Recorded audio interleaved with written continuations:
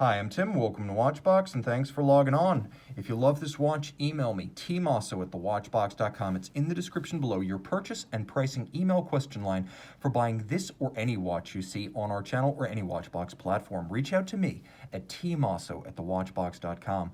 This watch is gorgeous. It is also unavailable. Well, unavailable new, that is, as this is the FP Journe Chronometre Souverain Nacre edition, a mother-of-pearl dial in the discontinued 38mm case. This watch is the best of both. Now, the timepiece, 38mm in platinum, is 8.5mm thickened from lug to lug. It measures 44mm with a 20mm spacing between the lugs. Thrown it on my wrist, which is 16 centimeters circumference. You can see it's a nice traditional size. 38 feels just about perfect for a men's dress watch. It's not petite like the 32 to 35mm watches of the 20th century, but nor is it ungainly and oversized like the 43 to 45mm dress watches of the 2000s. This just feels right, and as you can see, it also slides nicely underneath the cuff. Here's the over-the-head shot. Here's the down the barrel shot, plenty of clearance. I recommend it for a wrist as small as 13 centimeters circumference. But with a rose gold movement and a platinum case, it still has a satisfying heft to it. The strap is navy blue, a large rectangular scale alligator leather matte finish. You can see that there is a folded edge, there's a monotone stitch, and then on the underside, you appreciate that Journe is using gator on both sides. It's large rectangular scale on the top and it's small round scale on the bottom. The result being a longer lasting strap that is also more expensive, but the expense on this watch is worth it. Curved spring bars are used so the lugs can be drilled relatively close to the case, and yet the strap still moves unencumbered as it can pull straight down without being struck against the case flank. That's why you have the curved spring bars. There are also pull tab spring bars, so you just pull the tab with your finger and the strap pops right off. There's a matching and simple platinum pin buckle for quick adjustments, and as with all Journe watches, you have Journe dress watches, I should say. There's a highly standardized case design with tightly tucked lugs that are also integrated into the case band, a la Calatrava or Portugueser. There's an overlapping lip, the case back, and the bezel, overlapping the mid-case, helping to define the mid-case. Everything's of high polish, and then the bezel is domed in profile. Rolling around the crown, it's the familiar double dimple knurled Journe crown.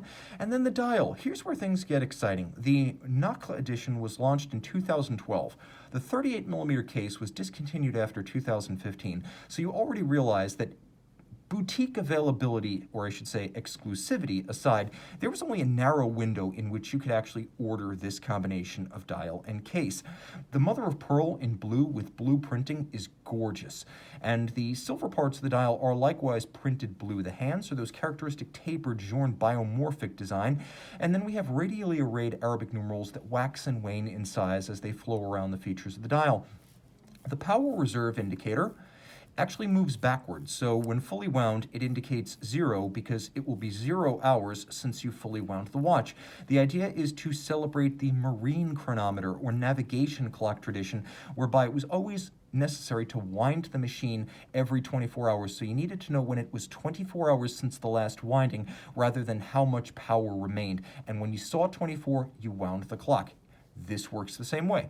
Now turn the watch over, and you have the caliber 1304, which launched in 2005 on the original Chronometre Souverain. Now you can see that the timepiece, all 18-karat rose gold inside, bridges and plates are precious metal. If you're new to Journe, this is a huge part of the appeal of Journe movements. The architecture is also outstanding, as there's a tremendous amount of symmetry here and balance. Journe even goes out of the way, running the transmission of power from the barrels to the escapement underneath the dial side of the watch, which is why there's this large open canyon between the barrels themselves and the escapement with no drivetrain between them. Now you have engine turning perlage on the base plate, mirrored anglage on the bridges that's getting better and better. It no longer looks as obviously machined as Journe bevels used to. Perfectly aligned Côte de Genève across the bridges, black polished screw heads, satin finished wheels, and then of course the movement itself, 2 barrels, 56-hour power reserve, 21,600 vibration per hour beat rate, 22 pivot joules, adjusted in 6 positions, 1 more than a standard chronometer. A COSC chronometer is 5-position adjustment.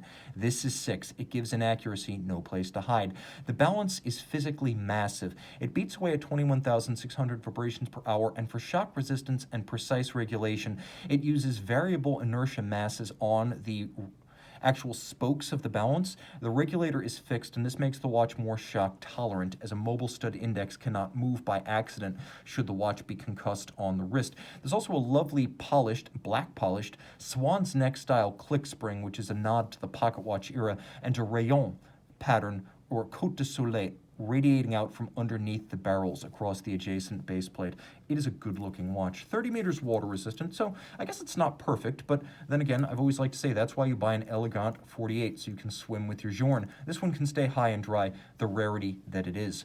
Reach out to tmosso at thewatchbox.com for purchase and pricing details.